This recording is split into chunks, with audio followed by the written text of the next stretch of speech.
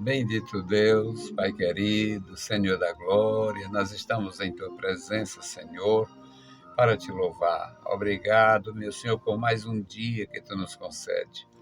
Obrigado, meu Senhor, pela Tua graça, pela paz. Obrigado, meu Senhor, pelos meus irmãos. Guarda cada vida, cada família. Toma em Tuas santas mãos.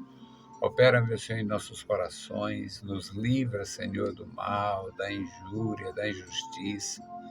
Nos livra, Senhor, de toda maldade. Nos guarda, Senhor, no teu serviço, Senhor, e em nossos familiares. Manifesta, Senhor, o teu poder. Que a tua igreja possa, Senhor, levantar bem alto, ó Deus, e testemunhar, ó Senhor, com a bandeira da vitória. Deus fiel, Deus justo e maravilhoso, guarda os teus filhos em todo lugar. Em nome de Jesus te pedimos. Amém.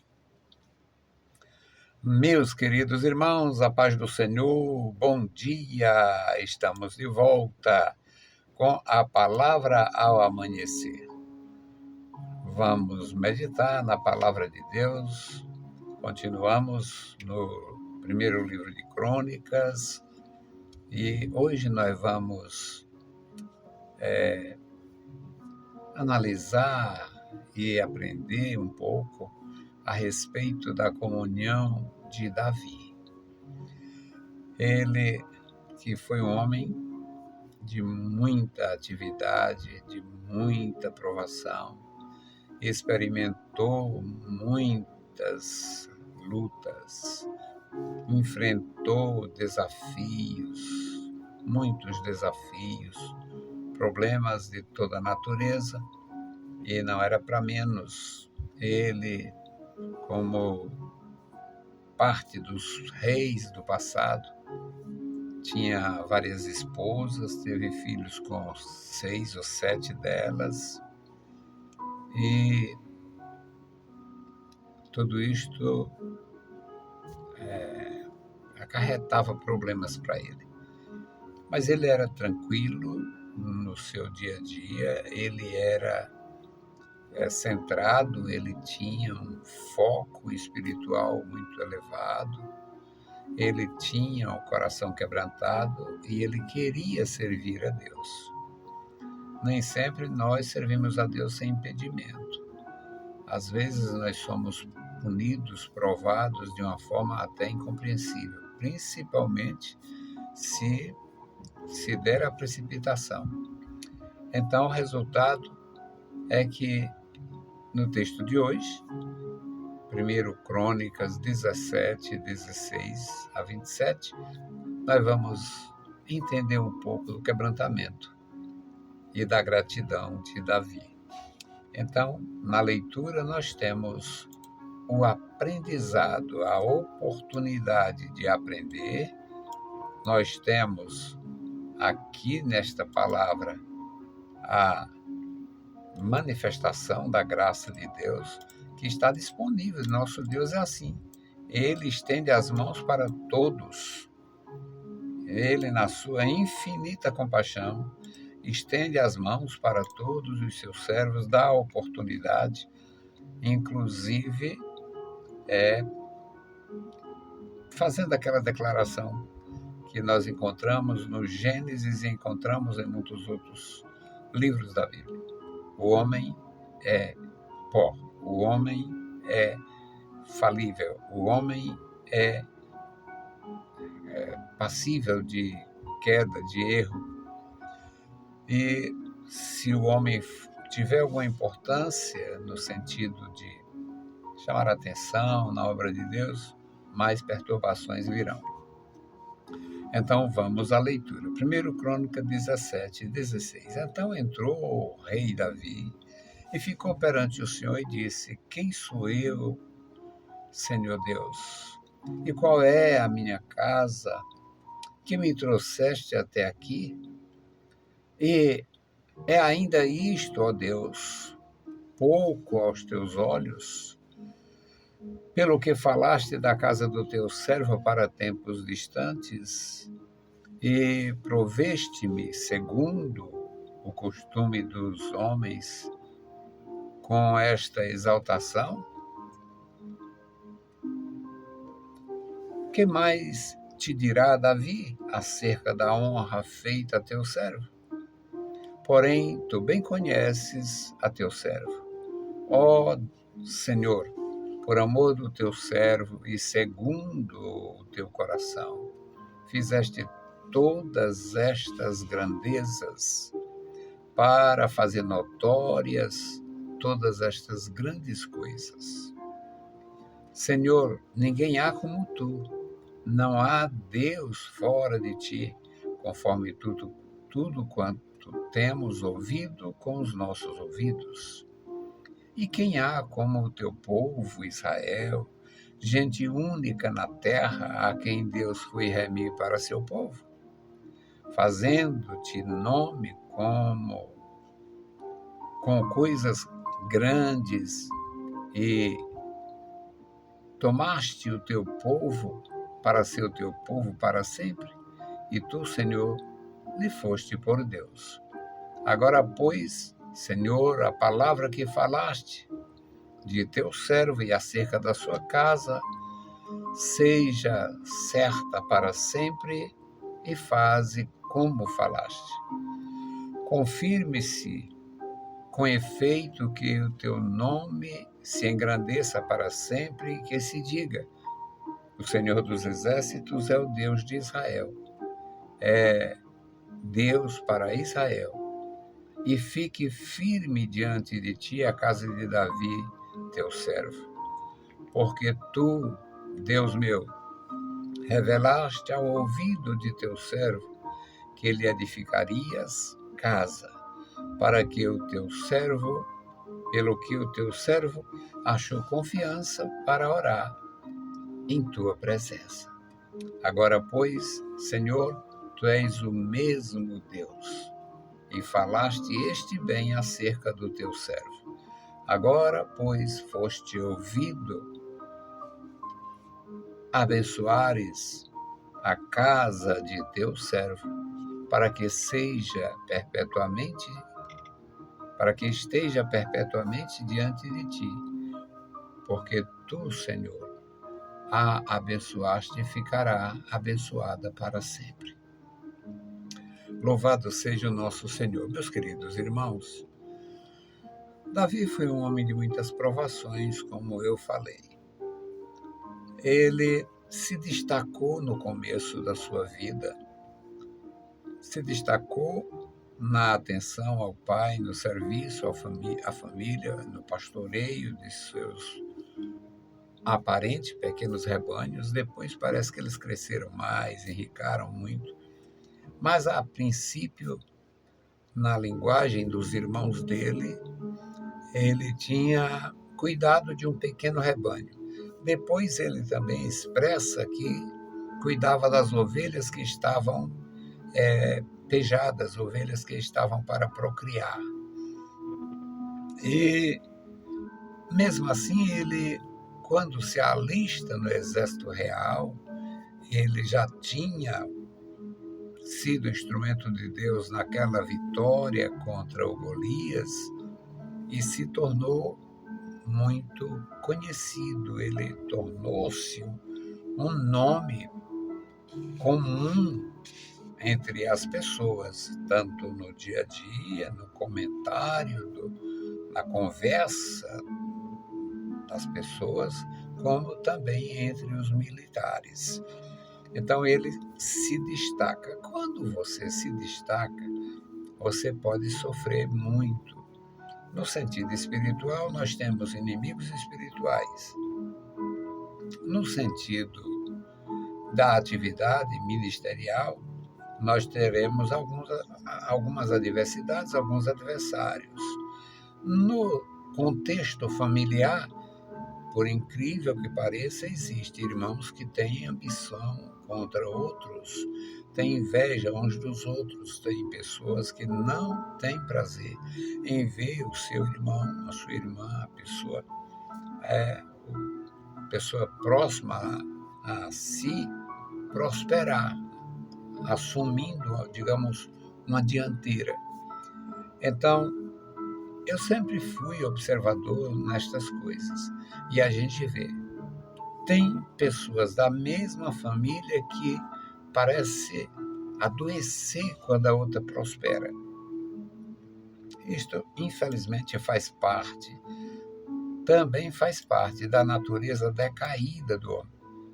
Faz parte desta falha gravíssima do homem não sentir alegria no bem-estar do outro. Além das outras coisas que podem complicar muito: os relacionamentos errados, as escolhas erradas, atitudes temerárias, às vezes alguém que possa dar uma guarida ao espírito de vingança, de revanches. Tudo isso prejudica muito. Então, ele tinha passado por muitas provações. O rei faz o casamento do militar com a princesa. Parecia ser uma coisa grande demais para ele. E a princesa era mais ou menos como o pai, temperamental, complicada, sem comunhão com Deus, não era uma pessoa de buscar comunhão com Deus, e parece tratar-se de uma pessoa não muito comunicável, não muito dada à amizade, até porque você não encontra nenhum texto falando dela fazendo uma recepção com alguém, encontrando alguém, dando uma palavra. Não temos. A questão dela era a filha do rei, que casou com o militar e observava o militar, um sujeito extremamente dado com o povo, extremamente popular, e ela parece indiferente. Então, todas estas coisas pesavam. Parece que a única coisa positiva da vida da Mical é quando ela livra o marido da morte. O pai queria acabar com ele, numa covardia muito grande, mandou buscar ele assim como se fosse uma reunião de emergência, e ele já estava lá há muito tempo que ele estava cismado da situação. Aí ele se apresenta como doente, ela diz, ela atende aos servos do pai, os soldados do pai, e diz que ele está doente. Eles voltam lá sem ele, e o rei diz: vai, traz ele, traz a cama com ele em cima. Nesse ínterim, enquanto os homens voltam e retornam lá, porque ela tinha quase certeza que o pai não ia deixar assim, ela coloca um adorno na cama, cobre o adorno ali. Na verdade, pareciam essas estátuas decorativas, essas coisas que Israel usou também. Muitos usavam. E ela coloca ali um adorno, uma estátua decorativa, na cama, cobre, e ele, a essa altura, já tinha se livrado da morte do vexame, ou do vexame. Resultado, parece que é a única ação assim concreta que a gente vê na Mical, a mulher do Davi, a esposa número 1 do Davi. Resultado, Davi foi um homem de muitas aflições, de muitas provações, e venceu todas, porque apesar de 2 crimes, um pecado de adultério e um crime encomendado praticamente, que foi a morte do Urias, apesar daquilo que maculou de uma forma brutal a imagem dele, o nome dele, a realeza dele, a posição real, apesar daquilo, ele, nos demais aspectos, ele foi temente, ele foi fiel, ele amava a nação e amava o Senhor. Então, ele foi vitorioso. Quando Natan falou de tudo que Deus lhe ordenou, que Deus mandou falar para ele a respeito da casa, que na verdade a casa seria um reino, seria uma dinastia, ele escuta a palavra, fica só no momento que o Natan vai embora, aí ele entra nos seus aposentos e vai falar com Deus. Ele questiona Deus: Senhor, não é costume dos homens, porque o Senhor fez isso, falar assim para o teu servo, tu conheces o teu servo e tal. Ele se coloca, se apresenta diante de Deus com humildade e ao mesmo tempo com gratidão, porque o Senhor o orientou e apontou através do profeta que a história dele não terminava no seu reinado, seria continuada com uma dinastia. Então, a fidelidade dele ao Senhor, a felicidade dele em servir, o quebrantamento dele em buscar, compensou muitas coisas. E o Senhor, que é maravilhoso e justo, exalta o próprio rei, faz a promessa do tempo por vir, que ele exalta o Senhor e agradece o Senhor por isto, e nós temos o resultado, que é o Senhor Jesus ser conhecido 1000 anos depois, cerca de 1000 anos após a, a vida de Davi, a morte de Davi, o Senhor Jesus ser chamado de filho de Davi. E não foi esse salto com vara de 1000 anos do tempo do Davi, no tempo do profeta Ezequiel, portanto, 500 anos aproximadamente depois da morte de Davi, já estava escrito ali também profecias.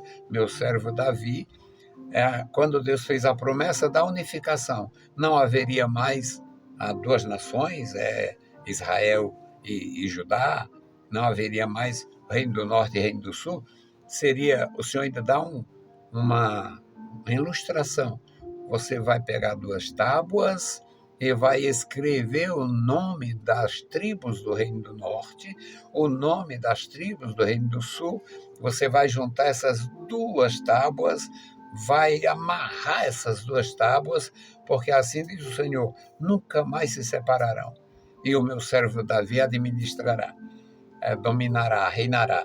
E é claro, Davi já tinha falecido há 5 séculos, aproximadamente, então estava na profecia, estava falando do rei vindouro, o rei que nasceria como filho de Davi. Nós temos isto na palavra de Deus e é maravilhoso entender. Que Deus possa guardar os nossos irmãos, guardar a nossa vida, nosso coração, que a gente acredite. Nunca deixe de acreditar, de buscar e de glorificar o Senhor. Mas eu tenho problemas daquela natureza, tem problema na família, tem problema da enfermidade, tem qualquer que seja o problema. Eu tenho problema de perseguição, eu estou sofrendo, eu sofri uma injúria, uma injustiça, uma perseguição. Nunca deixe de acreditar, nem de agradecer, nem de louvar. Seja uma bênção, seja feliz, seja um instrumento nas mãos do Senhor. E nós vamos fazer a nossa intercessão hoje pelos enfermos. Tem alguns irmãos, alguns amigos enfermos, e eu vou orar por eles, entre eles o irmão Clóvis, que continua doentinho, muito doente, e o meu irmão e amigo, pastor Torres e a irmã Mercedes, um casal que eu admiro, amo de coração. Orar por eles. Bendito Deus, Pai Santo, Pai querido que estás nos céus, nós te louvamos, bendizemos, agradecemos pela vida. Te louvamos pela salvação, te louvamos pela comunhão. Pedimos, meu Senhor, a tua graça, a tua direção, a tua ajuda. Guarda os meus irmãos, opera, meu Senhor, em cada lar, em cada família. Agora, meu Senhor, eu te apresento os teus servos que estão enfermos, O irmão Clóvis, ó Deus, toma em tuas santas mãos a sua vida, abençoa a sua família, tenha compaixão, fortalece, dá vigor, meu Senhor, paciência e esperança. Deus fiel, Deus santo e bondoso, abençoa o pastor Torres, abençoa sua esposa, irmã Mercedes, guarda eles, guarda a família, opera, meu Senhor, na vida dos meus irmãos. Tu conhece, meu Senhor, os teus servos, tu conhece cada um. O sofrimento, a dificuldade, tu conhece, meu Senhor, o peso da idade, das enfermidades, das provações. Deus fiel, Deus justo e maravilhoso, guarda a tua igreja. Nos dá graça cada dia, nos ensina, Senhor, a continuar na tua presença, nos teus santos pés. Nos dá graça, Senhor, e também a prudência, a paciência para suportar alguma injustiça, algum sofrimento, alguma maldade de alguém contra a nossa vida, contra a nossa integridade física e emocional, moral. Ó Senhor, guarda os meus irmãos, os teus ministros em todo lugar. Em nome de Jesus Cristo nós te pedimos e te agradecemos para sempre. Amém. Meus queridos irmãos, a paz do Senhor e bom dia.